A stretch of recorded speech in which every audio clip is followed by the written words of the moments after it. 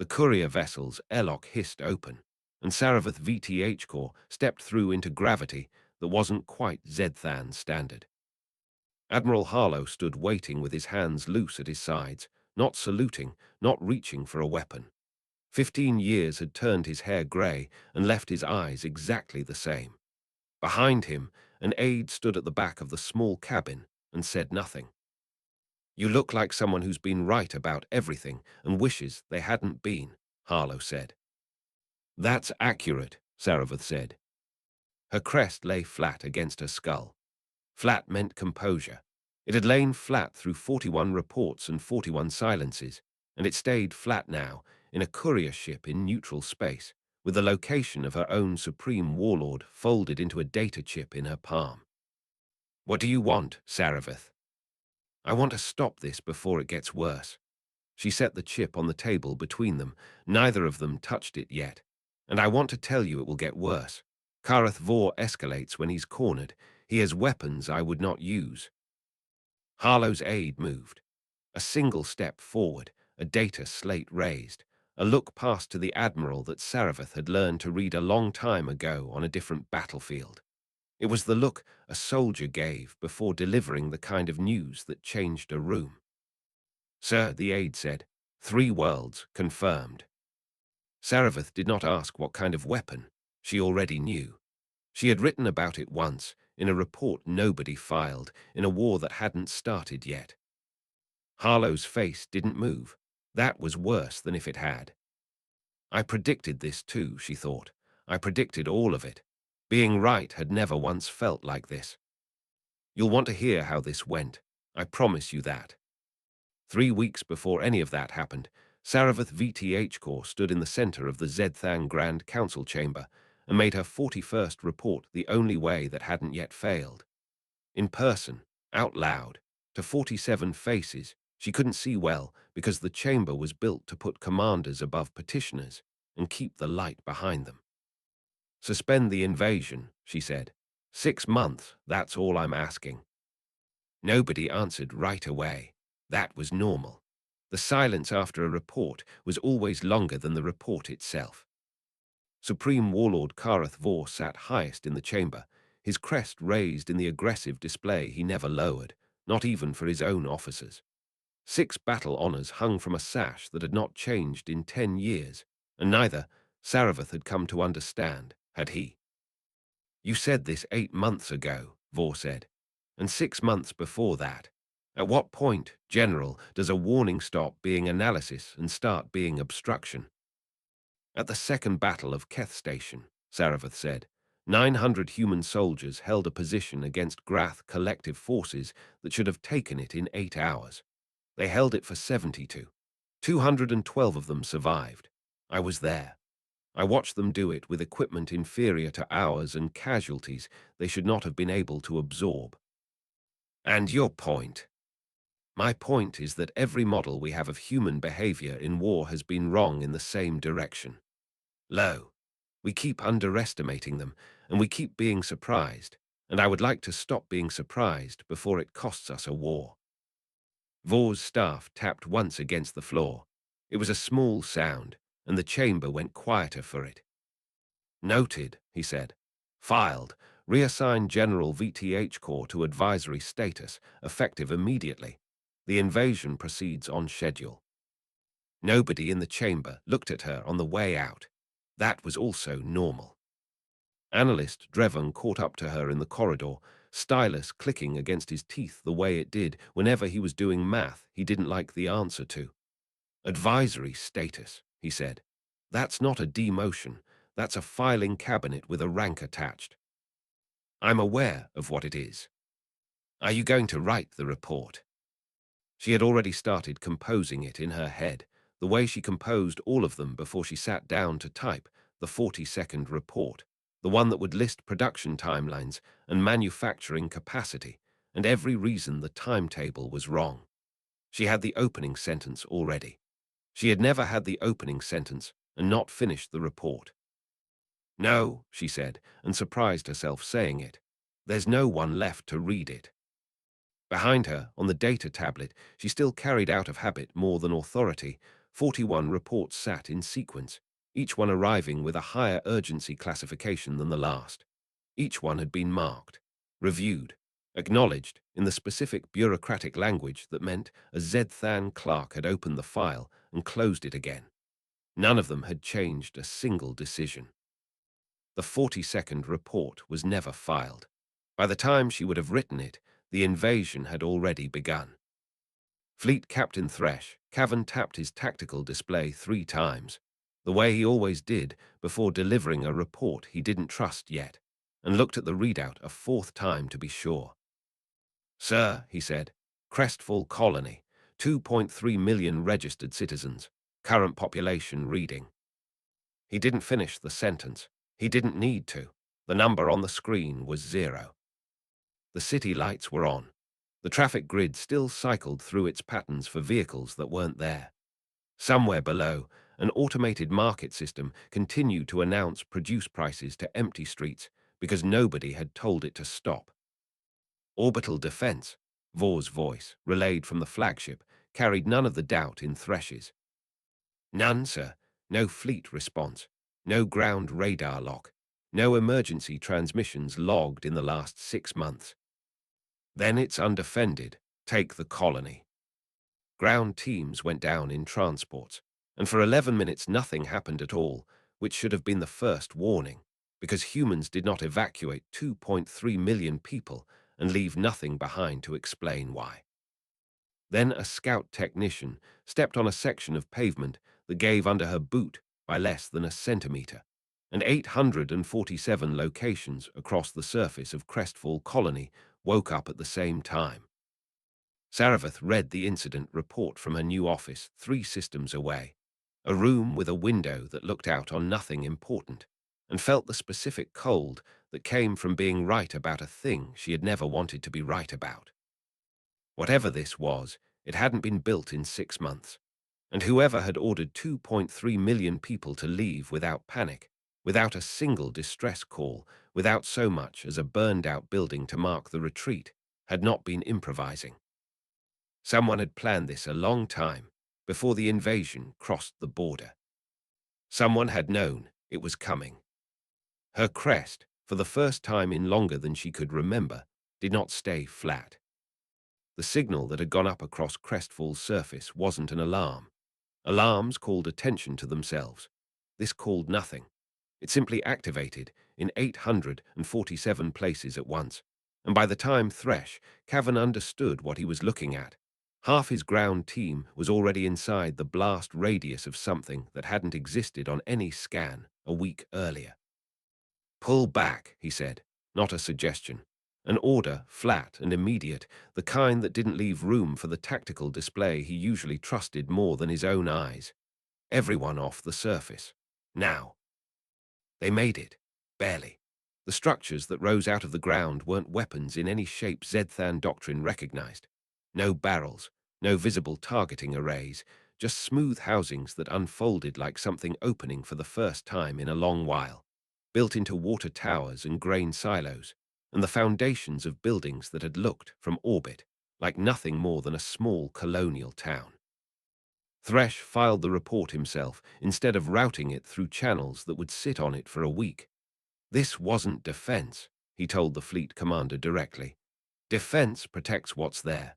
This was built to punish whoever came looking after everyone left."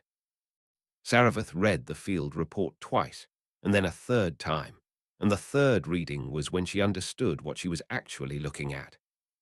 Not a single colony, all of them. Every human world along the frontier, 6 systems, 60 settlements, more than 4 million people between them, had gone quiet in the same 18-month window. Not evacuated in panic. Not stripped in a hurry with half their belongings left behind. Emptied with the kind of patience that took planning, supply lines, and a government that had known, for a year and a half at minimum, that this war was coming. She thought of a woman named Urarost, mentioned once in a supply manifest from Crestfall's transit registry, 7 years old, listed as a priority medical transfer 3 months before the invasion, moved off-world along with a wheelchair, a service animal, and nothing else flagged as urgent. One child. One name in a column of 2 million. Someone had decided that child mattered enough to move first. Nobody built that kind of system to protect a population they thought they had time to lose slowly. They built it because they knew to the month when the war was going to start. Saravath set the report down and did not pick it back up for several minutes. Supreme Warlord Karath Vor's crest had not lowered once since the invasion began, and it did not lower now, in a command chamber 3 systems from Crestfall, as he listened to a briefing he clearly did not want. Delayed, his logistics officer said. The frontier advance is delayed. Ground forces are refusing to enter structures without full sweep clearance, and full sweep clearance is taking 4 times the projected duration. Then increase the projection, Vor said. We are not being delayed by architecture. We are being delayed by caution, and caution is a luxury for officers who have never lost a war. Sir, General VTH Corps assessment. General VTH Corps is on advisory status, Vor said, which means her assessments are advisory. Push the fleet forward. If the humans built traps, then the traps have limits, and we will find them by walking through every single one until we do. Nobody in the room repeated the number back to him. How many traps? How many soldiers? How much time it might cost to find the limit he was so certain existed? Nobody had to. The silence after his order was the same silence Saravath had learned to recognize from the council chamber. It meant everyone present understood the cost, and none of them would be the one to say it out loud. The break, when it came, was small and almost accidental. Analyst Drevon brought Saravath a cross-reference she hadn't asked for, an old open-source intelligence feed, a minor Terran academic journal that had, 3 years earlier, published an unclassified paper on cross-species conflict modeling. He set it on her desk without ceremony, stylus clicking once against his teeth. You should see the citations, he said. She should, buried in the footnotes, credited only as internal defense correspondence, source withheld, were 3 specific figures she recognized, because she had written them herself. Numbers from her 9th report, language from her 17th. A phrase about Zedthan escalation patterns that she had used exactly once, in a document that had never left Zedthan internal channels, reproduced almost word for word in a Terran academic paper published a full year before the invasion began. Someone had read her reports, not in the Zedthan council chambers, where they had sat marked and acknowledged and unread in every way that mattered. In a Terran intelligence office, 3 light years and 1 enemy government away, someone had taken her warnings seriously enough to build a paper, and she now understood a war plan around them. Her warnings had worked, just not for her own government. She sat with that for longer than she'd admit to anyone, and when she finally spoke, it was to no one, quiet, in a room she was fairly sure wasn't monitored. Well, she said, at least somebody read them. The battle at Hearth System did not look like a mistake until it was already over. Zedthan Reserve Fleet, held back from the main advance and stationed as a defensive screen, engaged a Terran force roughly a third its size, and won, decisively, by every measure that mattered to the officers watching from the flagship bridge. Terran capital ships took punishing fire and gave ground. Terran losses climbed. By the end of the engagement, the reserve fleet had pushed the enemy formation into a tight defensive cluster near the outer edge of the system, exactly where Zedthan tactical doctrine said a beaten force ought to end up. Saravath watched the engagement replay from her office 3 times before she said anything to anyone. The first time, she watched it the way every other officer in the fleet had watched it. A clean tactical victory, Terran forces outmatched and pushed back. The second time, she watched the positioning. The Terran ships hadn't retreated toward safety. They'd retreated toward a specific heading, past a gas giant that offered no strategic value except mass enough to blind long-range sensors. The third time, she watched the timing. Every Terran captain in that formation had held their position 2 seconds longer than survival required, absorbing fire they didn't need to absorb, before finally breaking off in the exact direction that put the Zedthan reserve fleets back to Hearth 7. It wasn't a retreat. It was a pass. Whoever commanded that Terran force had spent their own ships to put the Zedthan reserve exactly where they wanted it, and had done it so cleanly that every officer above her had called it a victory.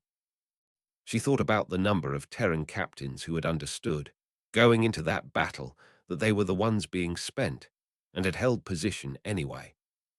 No warning shots, no hesitation, no mercy for their own formation, from a command that clearly valued the position more than the ships holding it. She did not call it a victory in her own head. She called it what it was. Bait. Kareth Vor received the after-action report with the same satisfaction he'd shown every report since the invasion began, and Saravath watched him receive it from the back of a briefing room she hadn't been formally invited into, standing near the door where advisory officers were permitted to observe, but not to speak unless spoken to. A clean engagement, Vor said. The reserve fleet performed exactly as expected. Advance the timetable. If this is the resistance they can muster, we should press the advantage while it exists. Nobody corrected him. Saravath almost did. She got as far as opening her mouth before Analyst Dreven, standing beside her, put a hand briefly on her arm, not a warning exactly, more a reminder of what her voice was worth in that room since her reassignment. Nothing. She closed her mouth again. Behind Vor, on the tactical display, no one else in the room seemed to be watching closely. A sensor ghost flickered at the edge of the Hearth system readout. Faint, unconfirmed, gone again, before the automated system flagged it as anything worth a second look. Something was sitting behind that gas giant. Something large enough to register even at that range, even for half a second, even through the sensor shadow it had clearly been positioned to hide inside. Saravath was fairly certain she was the only person in the room who'd seen it. 312 warships dropped out of Hearth, 7 sensor shadow at once, and the reserve fleet's clean victory stopped being a victory in the space of 4 seconds. Saravath felt the shift in the room before the tactical display caught up to it, officers going still, a junior aide's stylus stopping mid-click, the particular silence of people watching a number rewrite itself in real time. The Terran Second Fleet hadn't been hiding behind the gas giant by accident. It had been built there, in secret, in 18 months, out of manufacturing capacity. Nobody in the Zedthan command structure had believed a young species could organize that fast. Recall the reserve, someone said. Too late. The order and the disaster arrived in the same breath. Saravath didn't watch the engagement play out on the main display with everyone else. She watched Kareth Vor's face because that told her more than the tactical feed did. His crest stayed raised. His jaw did not. For 1/2 second, watching his fleet get folded into a pocket it couldn't fight its way out of, Supreme Warlord Kareth Vor looked like a man discovering, for the first time in 40 years of command, that being wrong felt different when there was no one left to blame for it but himself. Then the moment passed, and he was giving orders again, and the crest never dropped. She caught him alone 3 hours later, in the narrow corridor outside the command deck, because she had learned after 41 reports that the only version of a conversation that mattered was the one nobody else could overhear. "Sir, a word. You're on advisory status, General." "Then advise me this," she said, "as a courtesy, since I have nothing left to lose by saying it. Terran manufacturing output has outpaced ours for the better part of 2 years. That fleet at Hearth wasn't a fluke. It was a number we should have seen coming and didn't, and if we don't withdraw from the frontier now, the next number will be worse." Vor turned to face her fully, and for the first time since she'd known him, she saw something under the raised crest that wasn't quite anger. It was closer to the look of a man calculating exactly how much a retreat would cost him personally, weighed against how much it might save everyone else. "Withdraw," he said, "and hand the coalition a victory they haven't earned. Withdraw, and I spend the rest of my career explaining why the Supreme Warlord blinked. No, we press forward, we adjust, we do not run." "They read my reports, sir. Not us. Them. Every warning I filed and you ignored, some analyst in a Terran office turned into a war plan, and it worked. And I am asking you, not as an officer, as someone who has watched this get worse in real time for 3 years, to stop before it gets worse than either of us can fix. Get worse, Vor repeated, and something in his voice went very quiet, very controlled. You think I don't understand what worse looks like? I have seen worse. I built my career on worse. Return to your post, General. This conversation is over.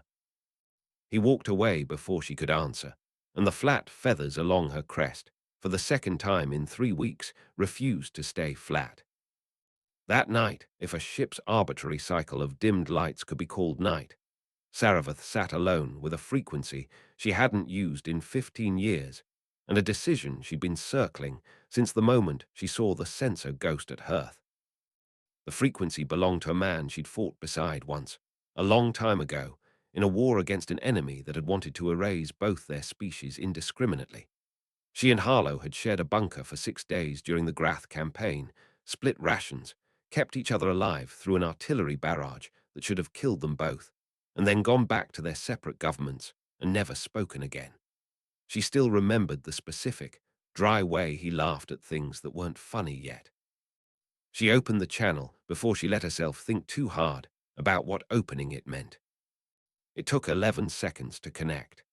11 seconds was a very long time to sit with a decision that couldn't be unmade once it went through. Saravath VTH Core, Harlow's voice said, older than she remembered, unmistakably his. It's been a while.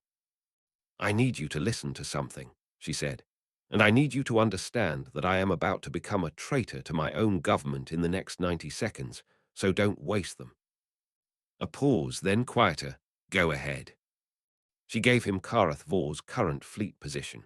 She gave him the reserve deployment codes she still had clearance for, out of habit, out of an oversight nobody had corrected since her reassignment. She gave him the reinforcement timeline, the one piece of information that would let his side plan 3 moves ahead instead of 1. When she finished, there was a long silence on the other end, long enough that she wondered if the connection had dropped. Why, Harlow said finally, would you do this? Because I spent 3 years telling my own people what you were capable of, and they filed it and forgot it, and I am done being right about things that don't save anyone. You understand what happens to you if this is traced? I do. All right, Harlow said. I read your reports, by the way, all of them, 3 years ago before any of this started. She closed the channel before he could say anything else, because there was nothing else she trusted herself to say back. Fleet Captain Thresh, Cavan found the leak before Zedthan counterintelligence did, which was the only reason Saravath had any warning at all. He came to her office directly, no clearance requested, and set his tablet down hard enough that the sound carried. Someone transmitted fleet codes off an authorized channel 18 hours ago, he said. I flagged it because the authorization stamp on the transmission was yours. I haven't reported it yet. Why not? Because I read the after-action report on Hearth twice, General, and I've been in this fleet long enough to know when an order doesn't make sense unless someone's protecting people it isn't supposed to be protecting. He held her gaze, steady, the tick she'd noticed in him at Crestfall entirely absent, now no display tap, no hesitation. I'm not asking you to explain it. I'm telling you I have maybe 6 hours before someone else finds what I found. Then report it, Saravath said. 6 hours from now or right now, it makes no difference to the outcome. I'd rather you not carry it. Thresh didn't move for a long moment. Then he picked his tablet back up. For what it's worth, he said, the traps at Crestfall weren't meant to hurt people who didn't come looking for a fight. I've had 3 weeks to think about that. I don't think you're wrong about any of this. He left without reporting it. She understood, watching him go, that this was the closest thing to an act of conscience anyone in Zedthan Command had shown her in 3 years, and that it would not be enough to stop what came next. The 70% mark of everything that had happened since the invasion began arrived not as an explosion or a battle, but as a single message routed through 3 encryption layers to reach Saravath's private terminal, flagged urgent by a source she didn't recognize. She opened it expecting counterintelligence. It wasn't. It was from Drevan, off official channels, time-stamped 4 minutes earlier. They know about the transmission. Command is drafting an arrest order. I don't know who told them, but it wasn't Thresh. Get somewhere they can't reach you before they finish drafting it. Saravath read it twice. Then she looked at the neutral space courier request, still queued on her terminal, the meeting she'd arranged with Harlow before any of this, back when she'd still believed she had time to negotiate instead of simply run. She had, she realized, perhaps 4 hours before that request stopped being a diplomatic overture and became the only escape route she had left. Her crest lay flat. It was the only part of her that did. The courier vessel's airlock hissed open, and Saravath VTH core stepped through into gravity that wasn't quite Zedthan standard. 4 hours and 11 minutes after Drevan's warning, with nothing left to lose that she hadn't already decided to lose. Harlow was waiting. Older grayer, that same efficient stillness in how he stood. His aide waited at the back of the cabin. "You look like someone who's been right about everything and wishes they hadn't been," he said.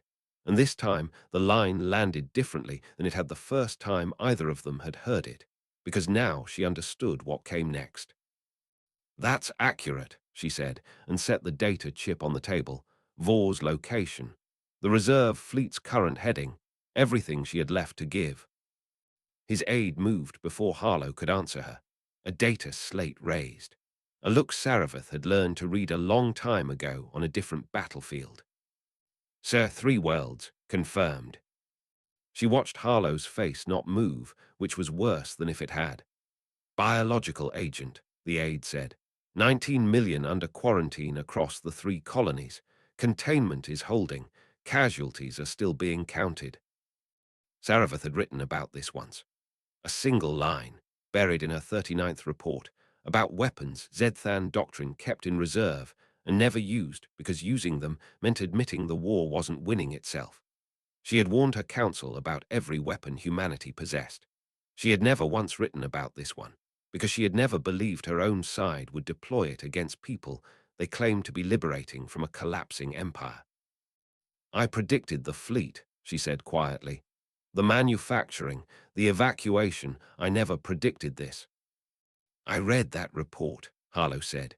"Not the one about the weapon, the one from 3 years ago, the one that had somehow found its way into a Terran academic footnote. All 41 of them, along with the testimony you're about to give, whether you know it yet or not." He didn't reach for the chip right away.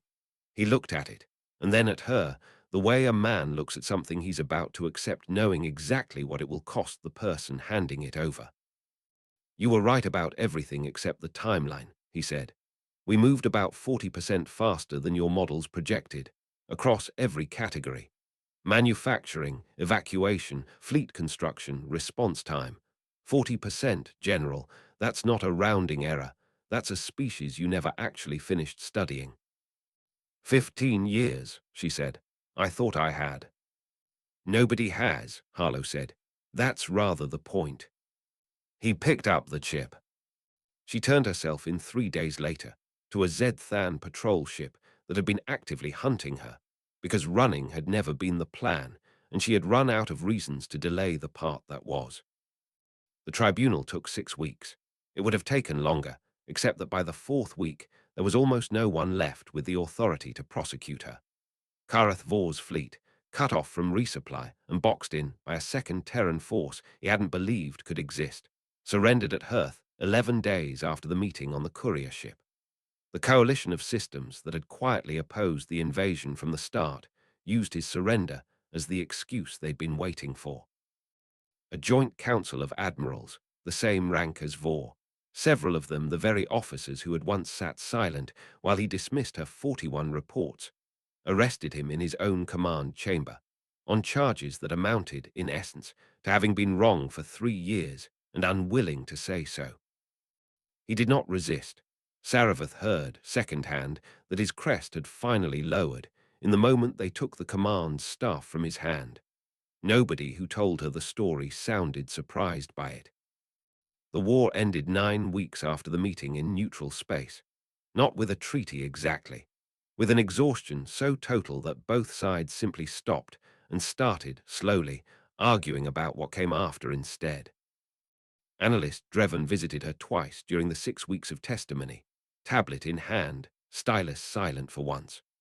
The second time, he told her that Thresh Cavern had been quietly reassigned rather than court-martialed for failing to report the leak. Someone, somewhere in the new coalition government, had decided that a man who chose conscience over procedure at Crestfall was worth more in a command chair than in a cell. He asked me to tell you something, Dreven said. He said the traps weren't built to hurt anyone who didn't come looking for a fight.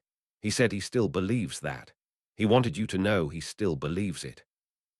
Saravith thought of the girl from the Transit Manifest, 7 years old, moved off-world with a wheelchair and a service animal 3 months before anyone else knew a war was coming.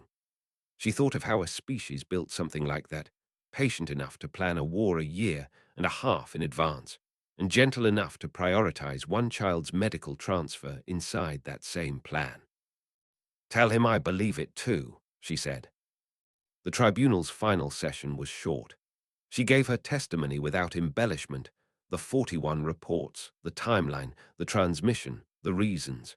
When they asked her why she had done it, she gave the answer she'd been carrying since the courier ship, plain and without apology. "I spent 3 years being correct about a war nobody would let me stop. I decided being correct one more time, in a way that actually mattered, was worth whatever it cost me." They did not execute her. The new coalition government, still assembling itself out of admirals and defectors and officers who had quietly agreed with her for years without saying so, needed something more than punishment. They needed proof that the empire could be different from the one that had ignored her. Harlow came to see her the day of her release in a transit facility with grey walls and better light than the council chamber had ever offered. He didn't ask how she was. He asked her a different question. "What are you going to do now?" "I don't know yet." "I have a position," he said. "Not military, research.